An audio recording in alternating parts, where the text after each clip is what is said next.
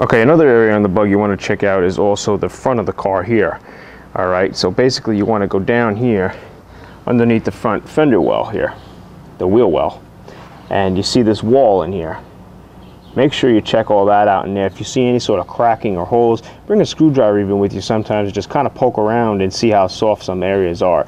Usually this is another crucial area, and of course, why is that a crucial area? Because the heat channel comes all the way up to here, and this piece of metal welds to it. So you want to make sure you check underneath this wheel well to see how your bug is doing there.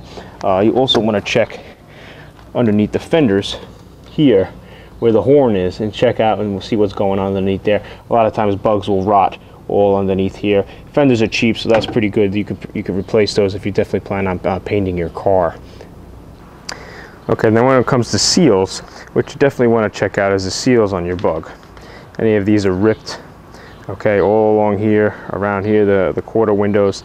You can check the back windows, and a lot of times you see these guys, you know, who get their bugs painted. You will see that they left the seals in the windows in while the car was getting painted, and so you see a lot of overspray that then goes on the rubber. And sometimes you want to check that out. That kind of gets to me a little bit. Whenever I get my bugs painted, I pretty much pop the windows out and give the guy the shell. The other thing you want to notice too is make sure these beads primarily are black. If you see them, the actual color of the car, that means they went for a pretty cheap paint job and they had those things painted. If you're wise enough, you know to take them out and not get them painted, or at least after the car is painted to at least replace those beads, because it's supposed to primarily be black. Some varied in color over the years, but primarily they are black. And if you see them the color of the car, you got a problem. Same with the seals here on the tail lights. A lot of times these guys paint these things, and that's really annoying.